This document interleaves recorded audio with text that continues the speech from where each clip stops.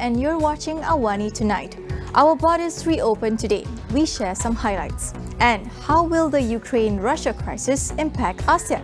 More on that coming up.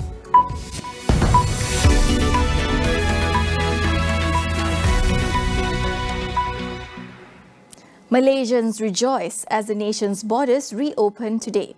In the southern gateway, thousands of people travelled between Johor and Singapore in cars, motorcycles and by foot, starting from midnight, after the land border separating the two nations reopened fully for the first time in 2 years. The Causeway links, one of the world's busiest land crossings, opened at 12 a.m., allowing vaccinated people to cross over without having to test or quarantine. The atmosphere around Johor Bahru was lively, with many converging to wait for the arrival of their family members. Singapore reported that people began gathering at the border checkpoint as early as 7:30 p.m. Johor Chief Minister Dato' Onn Hafiz Ghazi said at least 400,000 people are expected to cross the border within the first week of the full reopening. A jovial atmosphere was also felt in the country's airports, with more than 100 international flights arriving across Malaysia today. The number of international passengers is expected to ramp up in the coming weeks. Tourism, Arts and Culture Minister Datuk Sri Nancy Shukri says she is confident Malaysia can surpass its target of 2 million tourist arrivals this year, following the reopening of the country's borders. We have been waiting patiently, really waiting for this moment. Like I used to joke with my colleagues here, saying that this is like our Hari Raya. We have been waiting for that moment. And if you see what happened in Singapore, from Singapore going to Johor, although most of them are Malaysians, but you see the excitement. Nancy had previously forecast that foreign tourists could contribute up to 8.6 billion ringgit in revenue up to the end of this year. She was among those who welcomed passengers on the first Etihad Airways flight, which arrived from Abu Dhabi to KLIA at 10:30 a.m. today. As the border between Johor and Singapore opens up, with trade and people flowing across again, is there a need for planners in the southernmost state to reassess its objectives? Tonight on Consider This, Syed Kutan speaks to our guests about past vulnerabilities and future possibilities. Meanwhile, Malaysia and Indonesia today signed an agreement on the recruitment and protection of Indonesian domestic workers in Malaysia.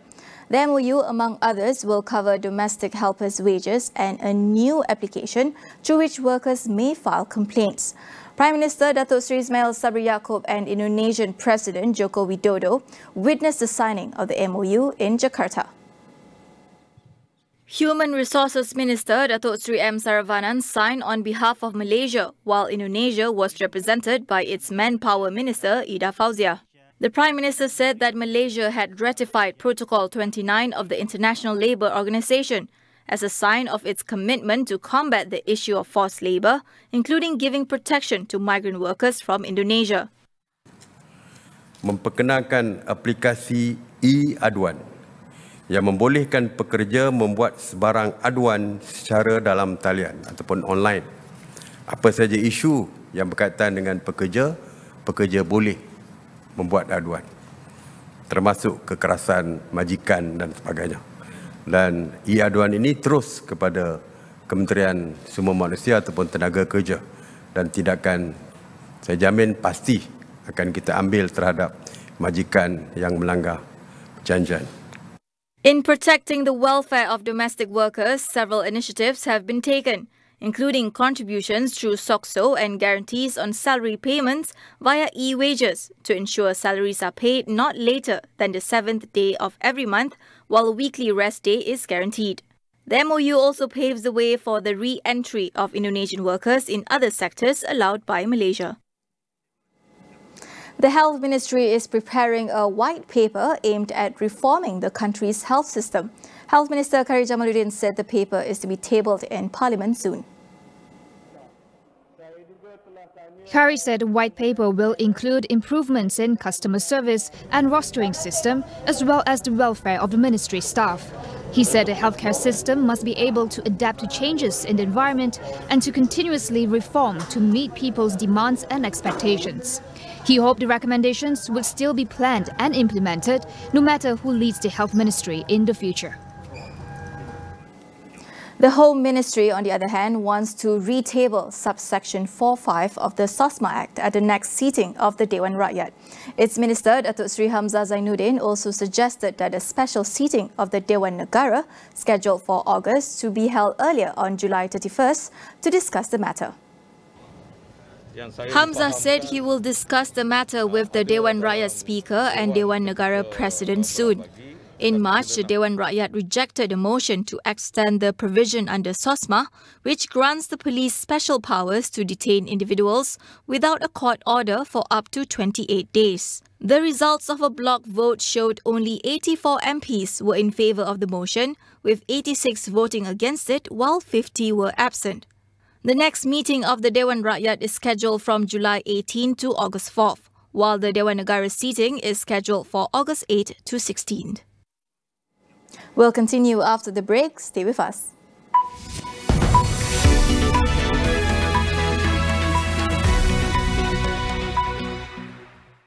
Bahmun semua padian, lihatlah Awani Borneo jam 7 malam setiap hari, banyak berita-berita cerita kita ni hanya di Astro Awani.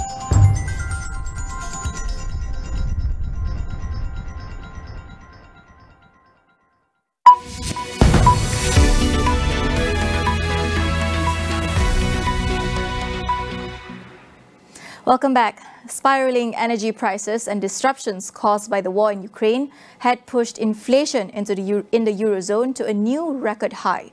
EU statistics agency Eurostat said consumer prices have surged up to 7.5%. Last month's 5.9% year-on-year inflation was already a Eurozone record. The surge has been fueled by a 44.7% hike in energy prices over the year as Europe suffers from oil and gas crunch due to the conflict. Experts warn that a prolonged conflict in Ukraine will keep energy prices and cost of living spiraling. Coupled with rising inflation, economists expect that it won't be long before central banks step in and start raising interest rates, further hampering post-COVID-19 recovery.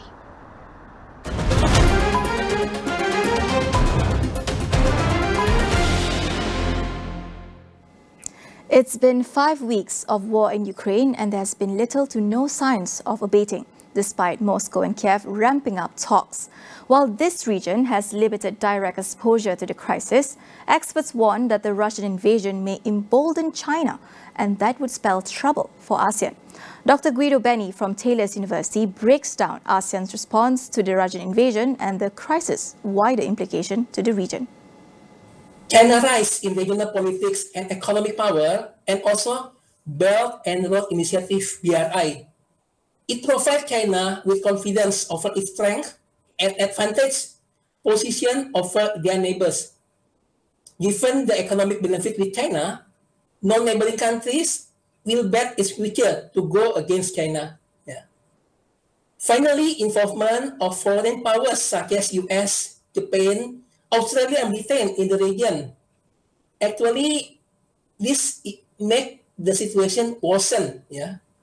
It may embolden China in their claim over South China Sea because China feels threatened. So China's assertiveness in South China Sea has been heightened during Trump and Biden administration. China is observing the situation in Ukraine. If they will see what happened to Russia, what is the response of Western allies, US and allies, and the effect to Russia.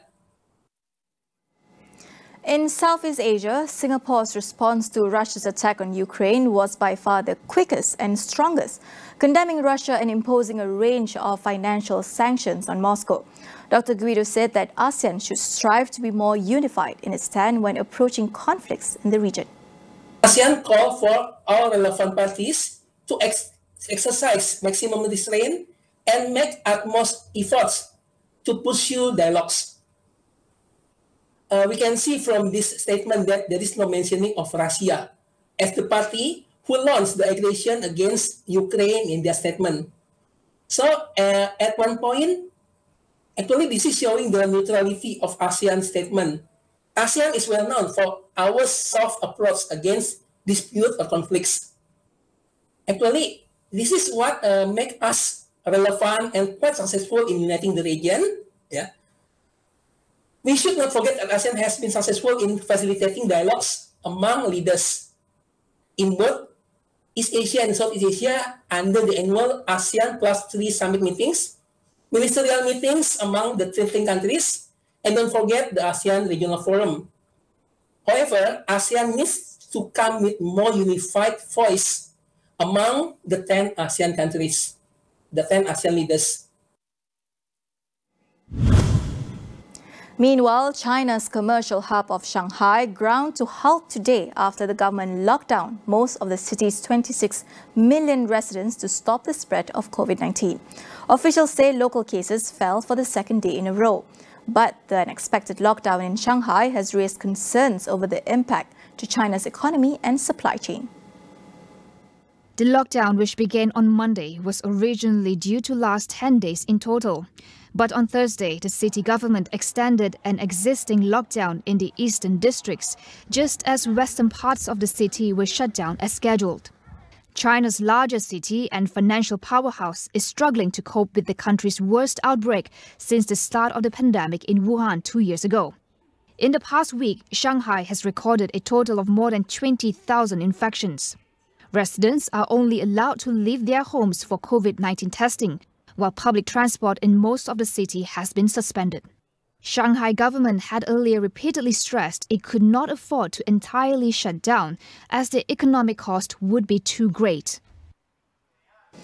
Security forces were deployed across Sri Lanka's commercial capital after protesters tried to storm the president's home in anger at the nation's worst economic crisis since independence. On Thursday night, hundreds of people marched on President Gotabaya Rajapaksa's home, demanding his resignation. Police in Colombo said they arrested 45 people, in which one man was critically injured. Weighed down by enormous debt, the nation of 22 million people is facing widespread soaring food prices, fuel shortages and power cuts. Sri Lanka's economic crisis has been driven by the COVID-19 pandemic, which affected its key tourism sector, the third largest source of foreign exchange for the country. Many economists also say that it has been exacerbated by government mismanagement and years of accumulated borrowing. The island nation, with huge debt obligations and low foreign reserves, is struggling to pay for imports, driving up prices of essentials. It is also facing power cuts lasting up to 13 hours per day amid a dwindling supply of fuel. That is all we have for you on AWANI tonight. Get the latest news updates on COVID-19 and COVID-19 vaccines from astroawani.com and the Astro AWANI app. I'm Farhana Sheikh. Thank you for watching.